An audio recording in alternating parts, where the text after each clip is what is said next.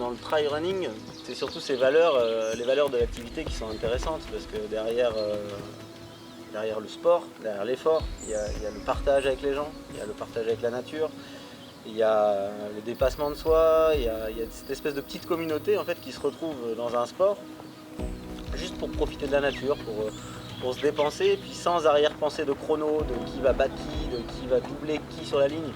À la limite, on préférera passer la ligne main dans la main, et voilà, avoir partagé une belle expérience plutôt que de gagner de 2 minutes devant son prédécesseur. Et je pense que ça résume assez bien, c'est une activité qui colle assez bien à la mentalité polynésienne.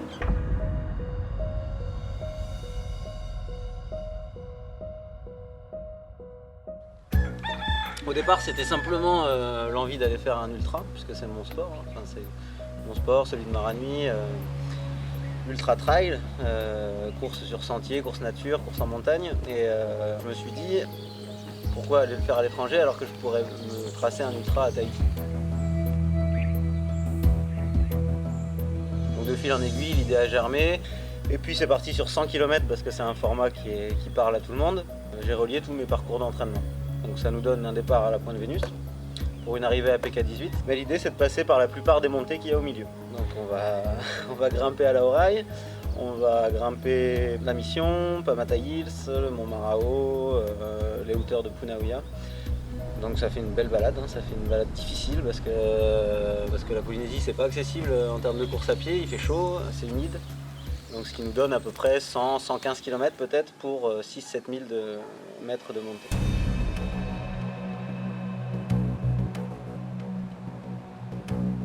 Quitte à faire quelque chose sur Tahiti qui est innovant, il y a 2 choses qui m'intéressent là-dedans. C'est de mettre en valeur notre sport. Donc, ce 100 km, ça peut éventuellement faire des petits, on serait peut-être pionnier de quelque chose qui sera dans le futur. La deuxième partie du défi, c'est d'essayer d'impliquer les gens. Donc d'éveiller un peu les consciences sur la nécessité de bouger, la nécessité qu'on a un corps qui n'est pas fait forcément pour rester dans un canapé. L'idée du 100 km, c'est que ça interpelle, que ça soit assez hors du commun, ça va intriguer les gens. Et puis les gens vont nous suivre, il y aura un Facebook Live sur l'événement, ils pourront se joindre à nous aussi sur des petites sections. Autant vous dire qu'après 80 km dans la montagne, on ne va pas courir très vite. Donc certains pourront nous suivre et éventuellement passer même la ligne d'arrivée fictive qui sera sur la plage de PK18 avant de pouvoir plonger dans le lagon après entre 17 et 20 heures de course, je pense. C'est cette idée-là de dire, si moi par exemple je suis capable de faire 100 km, enfin je ne sais pas si je vais en être capable, mais en tout cas je vais essayer, et bien pourquoi toi tu n'irais pas faire 1, tu n'irais pas faire 2 km, et peut-être que dans 2 mois tu en feras 5, et peut-être que dans 2 ans tu en feras 40. Quoi. Je reviens de Tubuai, là où on était parti courir le Red Luti aux Australes. On a fait toute la course avec Cédric qui va prendre le départ avec moi. Bon, j'ai eu une petite défaillance à la fin, il a fini, voilà, ça reste une compétition, il a fini devant. Mais on était parti pour finir main dans la main parce qu'on a le même niveau et qu'on a partagé une belle expérience ensemble.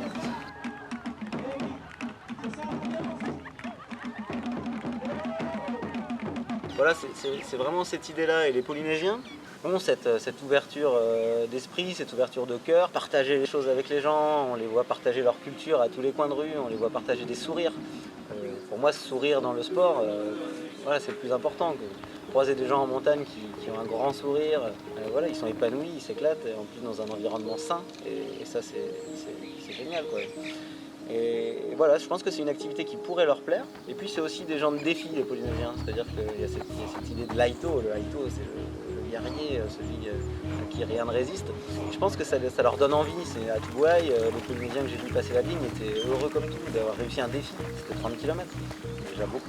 Il leur faudrait pas grand-chose pour basculer justement sur ces gros défis, ces courses d'ultra-endurance. On sent qu'ils ont ça en eux, quoi. Cette idée de se dépasser et en plus ce lien avec la nature, puisqu'ils ont grandi avec cette nature qui les entoure. Hein. Il y a la mer derrière moi, il y a la montagne devant moi, on ne peut pas y échapper ici. Hein. On est au cœur de la nature. C'est une activité qui, pour moi, ça tombe sous le sens, c'est une évidence, il faut qu'elle se développe ici.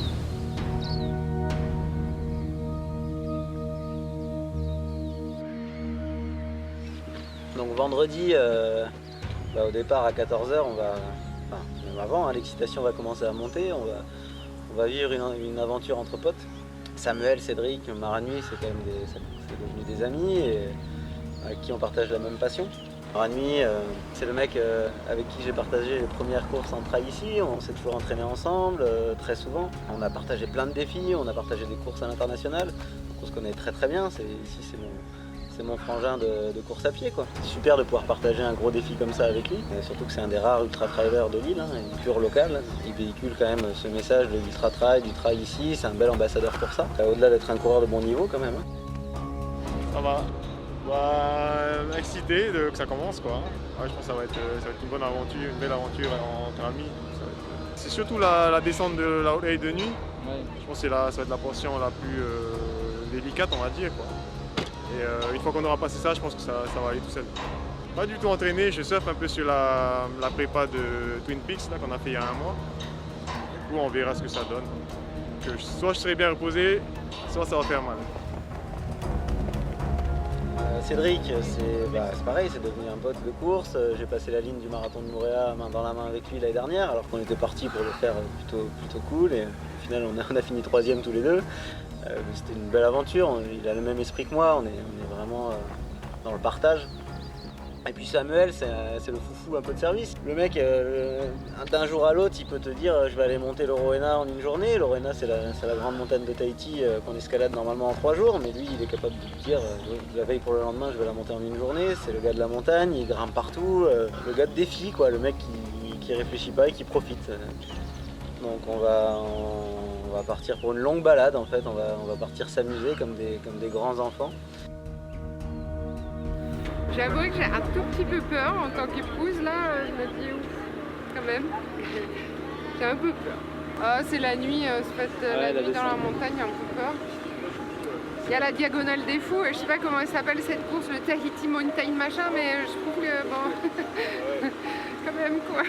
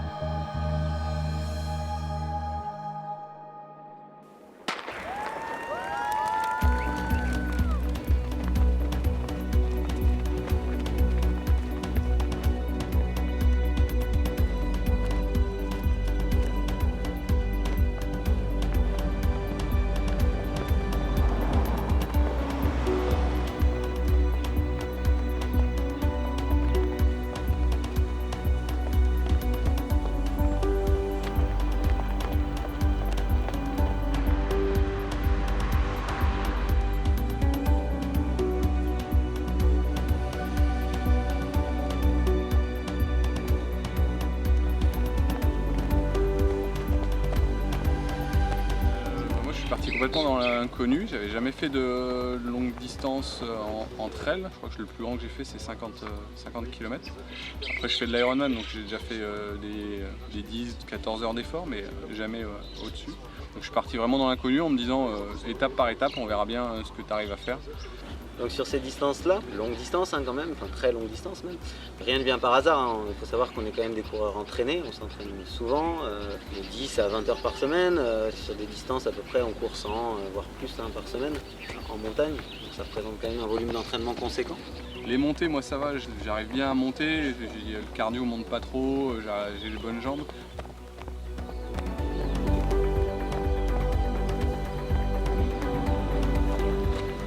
De la voiture balèze s'il faut. Ah, ouais, je pense qu'ils sont à 5 mètres devant moi. 12 km. Ouais, bon, ils tiennent le 10 je pense. Mais ça pique, ouais, ça grimpe bien. La chaleur fait vraiment mal. Voilà. Tu veux monter? Non, c'est bon, merci, je finis. On se prépare toute l'année, après celui-là peut-être un peu moins que les autres. Je vous ai dit avec la fatigue et tout ce qui s'ensuit, le travail, il faut faire la part des choses aussi. La course à pied c'est important, mais ça reste la plus importante des choses secondaires comme on dit. Il y a toute la vie à côté, il ne faut pas se couper de la vie sociale. Et puis il y a la préparation alimentaire, il ne faut pas non plus manger n'importe quoi. Moi j'ai la chance d'avoir un partenaire nutrition qui m'aide sur ces courses-là, mais après dans l'alimentation de tous les jours on trouve trouve tout pour nourrir un coureur d'ultra-endurance. Et d'autant plus à Tahiti, où il y a des mangues dans l'arbre juste derrière moi, il y a des patates douces, il y a du taro, on a tout ici en Polynésie pour pouvoir manger sainement. C'est aussi un message à passer, manger sainement et des choses qui nous apportent de l'énergie pour pouvoir faire des distances qui sont pour certains monstrueuses.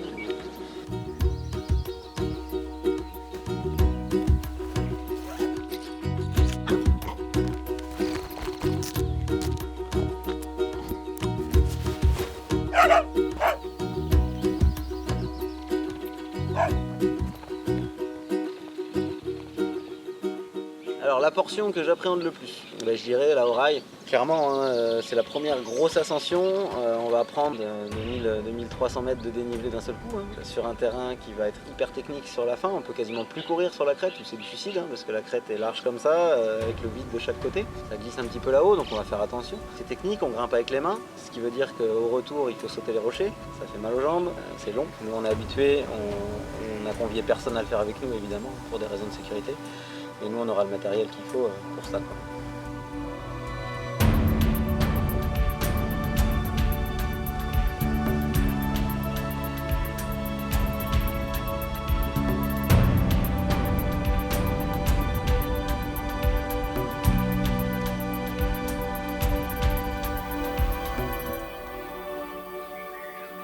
J'ai déjà couru un petit peu la nuit, mais à coup d'une heure, 1 heure, 2 heures, et les notions de temps sont complètement différentes. Et ça, c'est assez intéressant.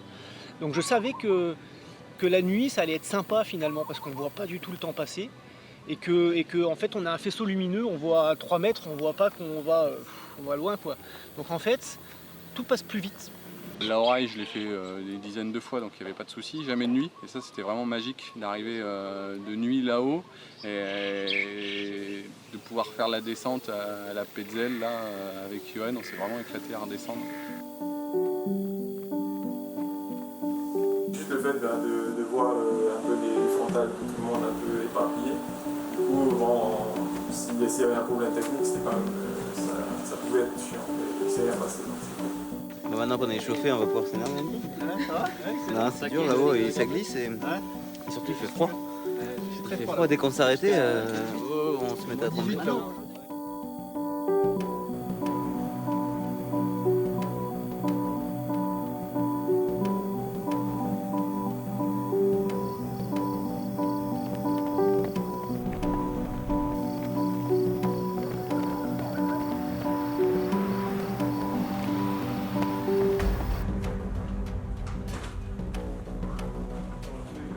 Alors le gros problème, après mon dernier ultra là, qui s'est passé mi-octobre, qui était un 85 km aux États-Unis, j'ai eu un bon coup de fatigue parce que j'ai pas bien récupéré, c'est de ma faute, et depuis j'ai pas bien récupéré, donc je suis pas bien préparé, clairement. Et puis on arrive en fin de saison, puisque la coupure va être en décembre, et moi j'ai hâte de pouvoir souffler un petit peu. C'est le dernier beau défi de l'année, c'est sans doute là où je suis le plus fatigué, donc sur des distances comme ça, mais jamais sûr d'aller au bout. On ne sait jamais ce qui peut se passer, un problème physique, un pépin au niveau de la digestion, des problèmes de ventre.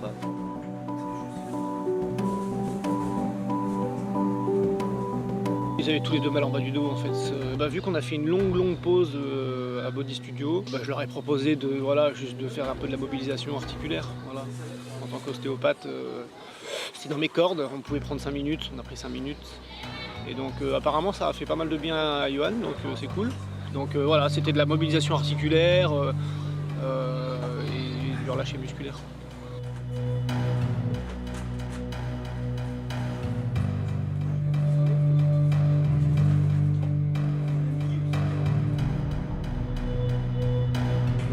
Que j'étais pas du tout préparé. Vraiment, j'avais plus envie de partager un truc comme ça entre potes. Du coup, même sans prépa, je savais que j'allais au moins démarrer l'aventure. Donc j'étais un peu à la traîne. Je sentais aussi que je ralentissais le groupe. Et du coup, je me suis dit que c'était pas. J'avais pas non plus envie de gâcher la journée de tout le monde parce que j'étais un peu en retard. Et tout seul aussi derrière, je sentais pas que je partageais le truc un peu comme j'espérais.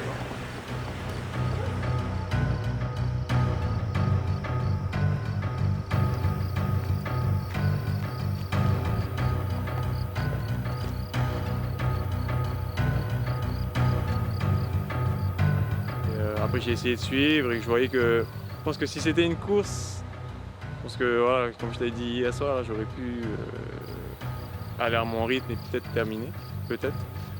Et je pense que là le groupe était un peu au-dessus et je me voyais mal partir dans la nuit, courir le Mont Maro, être un peu décalé, retarder un peu tout le monde et tout. Du coup j'ai préféré arrêter. Et je pense que de toute façon j'en avais eu assez.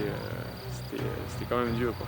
De démarrer par la Haute Haie et après de devoir enchaîner tout le reste, c'était quand même. Ça faisait peur, quoi.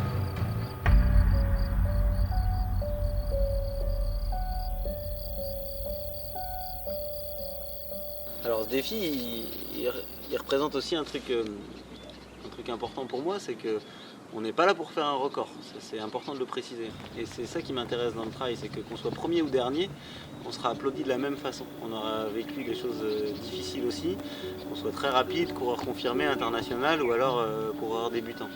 Après, ce que j'aime aussi dans le trail, c'est la notion de compétition qui glisse vers l'aventure en fait. Alors effectivement, il y a un classement à l'arrivée, mais quand on part courir 100 km, on ne se bat pas contre les autres. Les autres, c'est plutôt un point d'appui, et puis si on peut courir un petit peu avec les autres, c'est pas mal. J'essayais de jamais penser à l'arrivée. C'était toujours le prochain objectif, c'est là, le prochain ravitaillement. Penser à l'arrivée, c'est beaucoup trop loin. Sur 100 km, on court contre nous-mêmes, on court avec nos capacités. On se bat un peu contre nous-mêmes, hein, parce que le corps, des fois, il dit stop, hein, il dit j'en ai marre. Il faut des fois un peu berner le cerveau pour repartir, recommencer. On sait qu'il va y avoir des gros passages à vide, c'est évident sur cette distance-là. Là où j'étais surpris, c'est que ça devient machinal de courir et on pense plus à rien. C'est le truc qui m'a le plus marqué. On perd complètement la notion du temps en fait, de courir longtemps comme ça. Voilà, c'est un combat contre soi-même, surtout pas contre le chronomètre. Le chronomètre, on s'en fout, on peut même le laisser à la maison. Nous, ce qu'on veut, c'est vivre une belle aventure.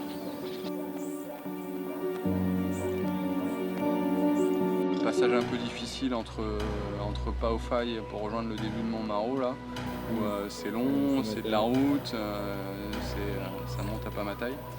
Là où j'ai eu du mal en fait, c'est que c'est sûr que la nuit elle est de 18h30 à 5h du mat. Et à la fin, j'étais saoulé de rester dans le faisceau lumineux. C'est-à-dire que j'ai commencé à avoir pas des hallucinations, mais j'avais la nausée. S'il y a quelqu'un qui était devant moi, il fallait que je me décale, un peu comme quand on est nauséeux en car, en montagne, dans un car. Et il fallait que je voie la route, quoi. Je vois bien la route. J'attendais qu'une chose, c'est pouvoir voir au-delà des 20 mètres qui sont devant moi, quoi.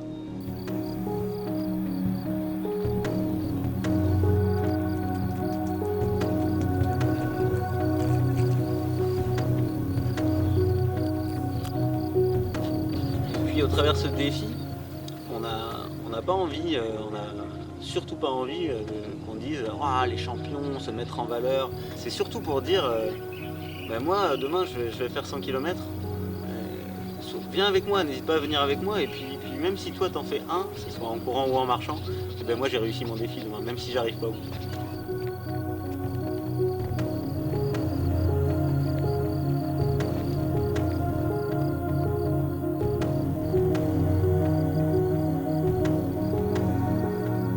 En fait, j'imaginais rien du tout.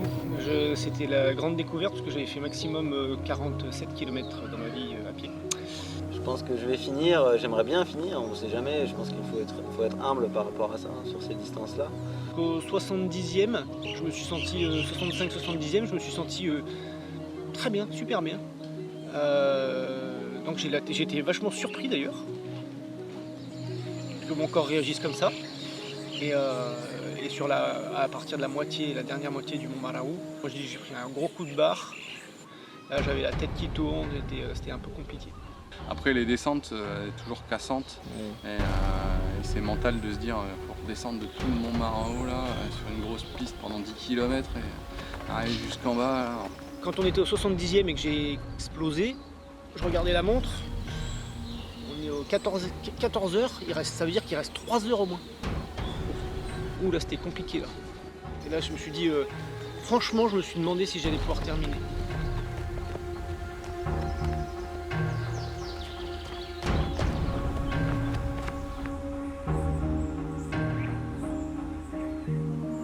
j'ai jamais abandonné.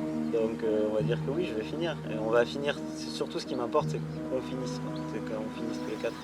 Finir devant, finir tout seul, ça m'intéresse pas. On part ensemble, on arrive ensemble. Et puis heureusement que Johan a dit bon bah maintenant qu'on est là, on est sur la fin. De toute façon c'est terminé, il reste 20 km. 20 km, c'est énorme avec la fatigue. Et en fait j'ai pleuré un bon coup en bas de mon ballon parce que j'en pouvais plus quoi. C'était l'émotion, Johan a failli pleurer aussi. Et l'émotion, le pleur de fatigue, le pleur de lui, mais en fait, mais qu'est-ce que je fiche là en fait? Qu'est-ce que je fiche là? Mais on sait pourquoi on est là, on adore la montagne polynésienne est super jolie, il y a des vues fantastiques, alors la nuit forcément un peu moins, mais on a eu un lever de soleil du sommet du Mont Malaou qui était juste sans mots, sans voix, c'était fantastique, super joli. Le jour se lève et on regagne de l'énergie, c'est impressionnant quoi. J'avais jamais fait de course avec toute une nuit dehors et le jour qui se lève. Et on a vraiment ce sentiment, pendant la nuit on pêche un peu parce que le corps normalement il demande à dormir à cette heure-là quoi. Et puis là le jour se lève et on reprend un peu d'énergie et ça fait encore du bien quoi.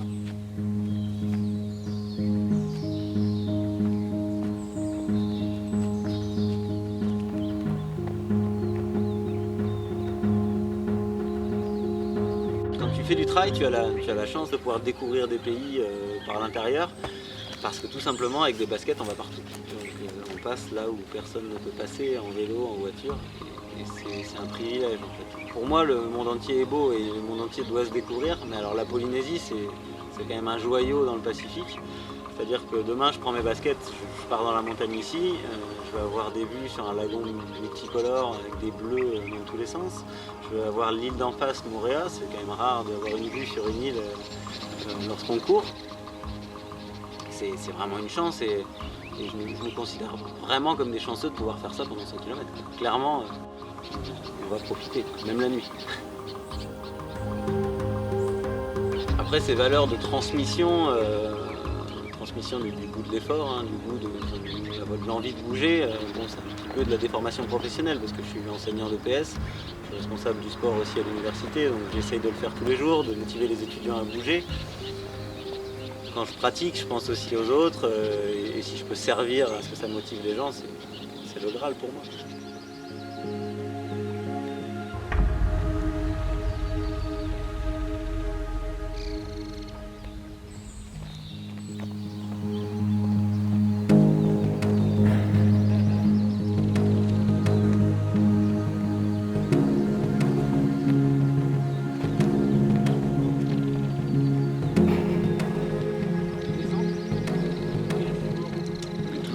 À chaque fois il y avait des nouvelles personnes qui nous rejoignaient et ça c'est top parce que voilà, ça remet une dynamique, les gens discutent, les gens rigolent. Comme toute course, qu'on fasse, c'est bizarre, mais qu'on fasse 15 km ou qu'on fasse 50 ou 100, et ben c'est les 2-3 derniers kilomètres qui sont les plus durs.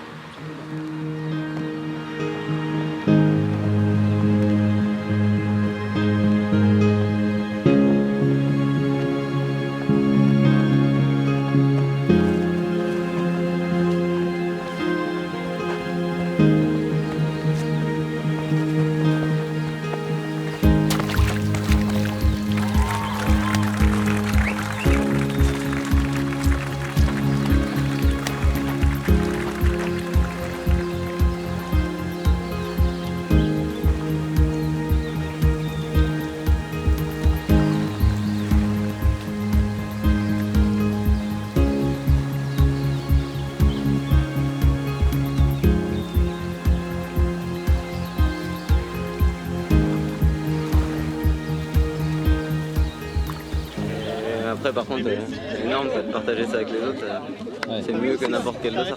C'est d'avoir des gens qui te suivent, t'as l'impression d'être Forrest Gump pendant tout le temps, tu mobilises des gens, tu fais passer un message, c'est 10 fois mieux que n'importe quelle course.